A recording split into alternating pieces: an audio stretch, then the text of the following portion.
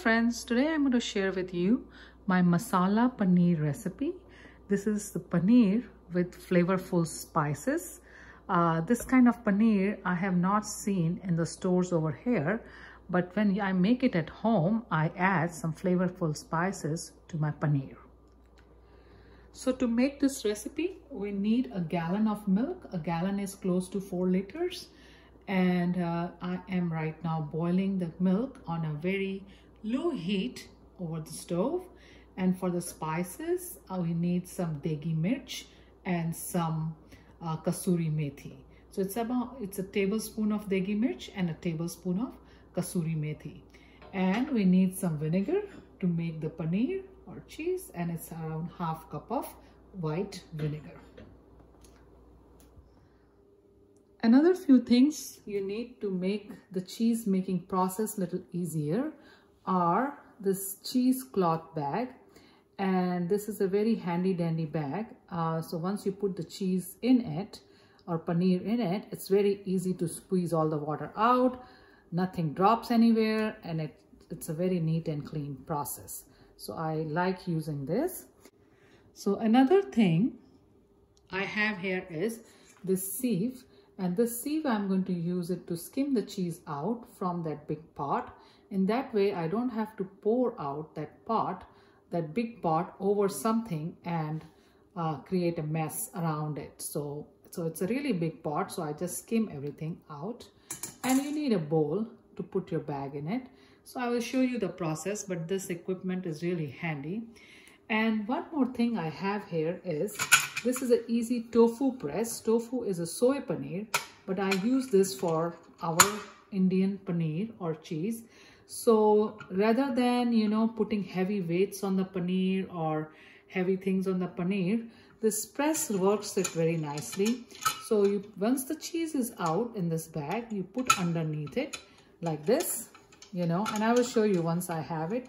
And then you can tighten this as needed to squeeze all the water out. So, and then you can move your cheese around and press it pretty nicely.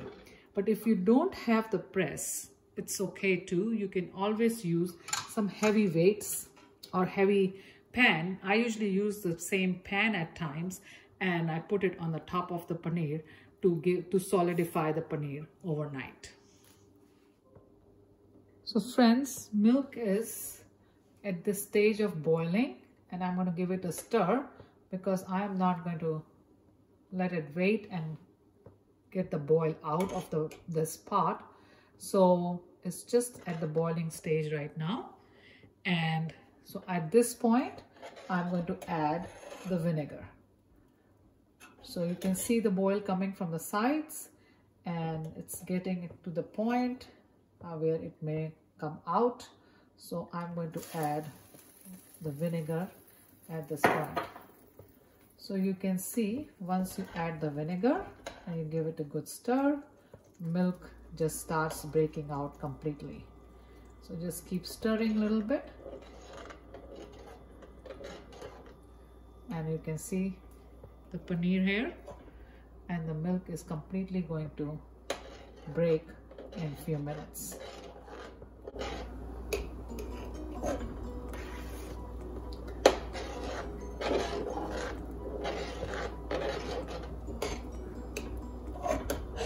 So in matter of few minutes, you see this paneer coming out of this milk. See that? All the paneer is out of the milk.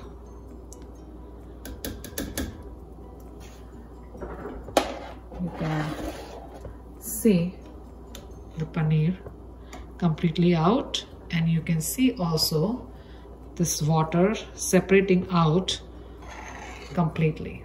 So you see this paneer chunks, and there is a water which I cannot catch, but you see that water separating out completely. At this point, I'm going to turn the stove off and stir a little bit and wait for a few minutes. See that?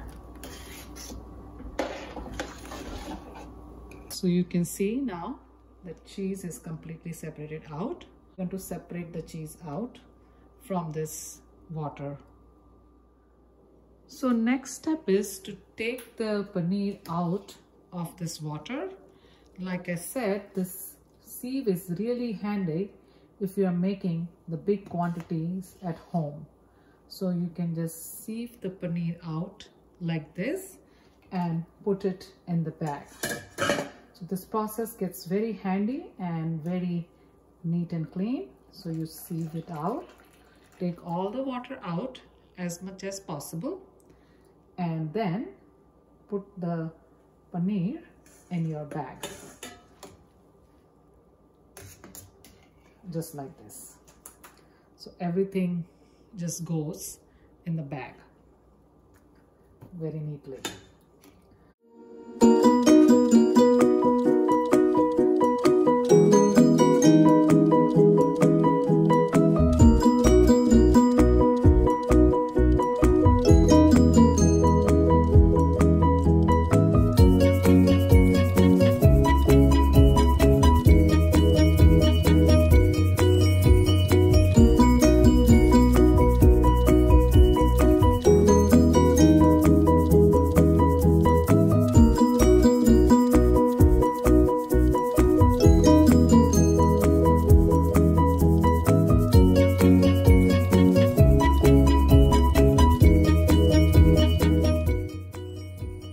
So now next step is to wash the paneer with water. So there is no taste of vinegar in it. So I'm going to take some water, put it in this bag like this, and give it a quick rinse. And this way it makes the paneer cooler also and easy to handle, and rinsing kind of takes away whatever the vinegar taste it has in it. And I'm going to drop this water back in this. And then you can squeeze out all the water as much as you can.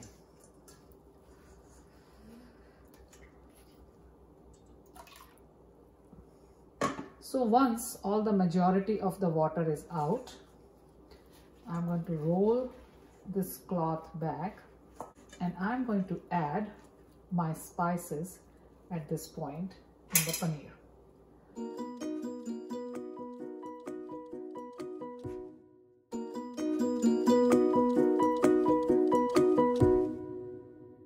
It's all mixed. So I'm going to rotate it and take the remaining water out. Now it's like a spicy water, but still has a lot of spice in the paneer. So at this point, to remove the excess water out, you can take a plate and put your paneer in it, and take this whole water in which you boiled, and you leave it on the top with some support on the side of some things like this overnight. So that's the one way of pressing the paneer very nicely, and it really works. So I can show you this way, or you can have another way, the press way I was showing. To use this press, like I said earlier. So if you don't have the press, you can just do the first way, and then once you raise this enough, you can bring this here and put it on top of this plate and press it.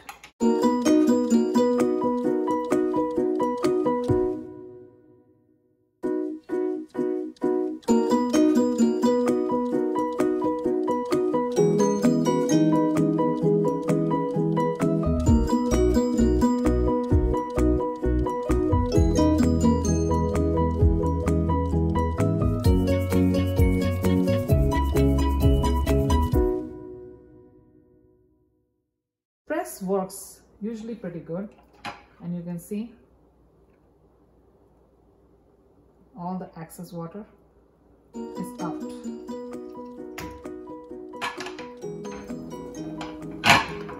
can leave this like overnight and you will have a paneer nicely pressed and ready to cut into slices the next morning. It drips in this plate, which is very handy, and you can always take the plate and remove the water. Leave it overnight like this. In case you don't have this tofu press, you can still make your paneer putting that. But see, with the tofu press, it's already, water is already out and your paneer is already in pretty good shape here. It's dry already. So this tofu press works really, really good. I just love this tofu press. I am going to just put this on top of that.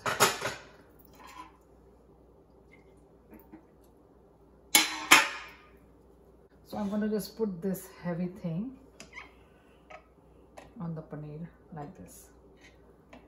I'm going to leave this setting overnight on the counter, and tomorrow morning we will cut the paneer into slices.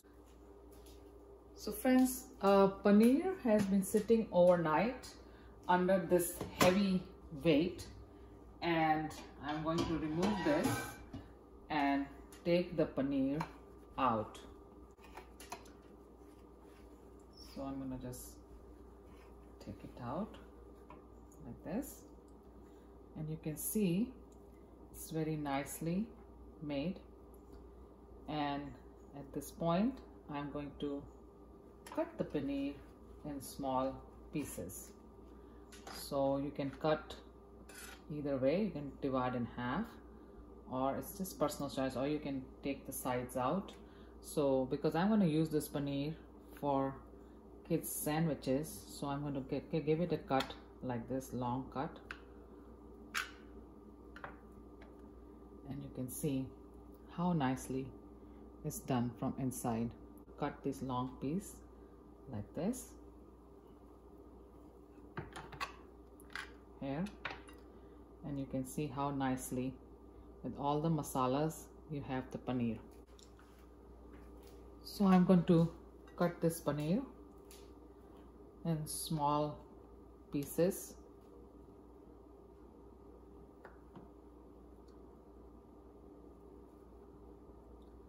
like this, and then you can further slice it this way.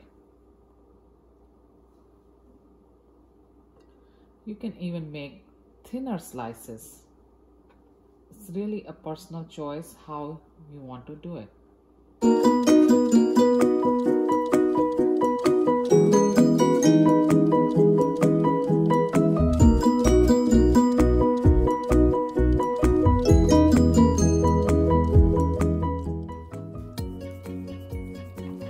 Just cut it in cubes like this.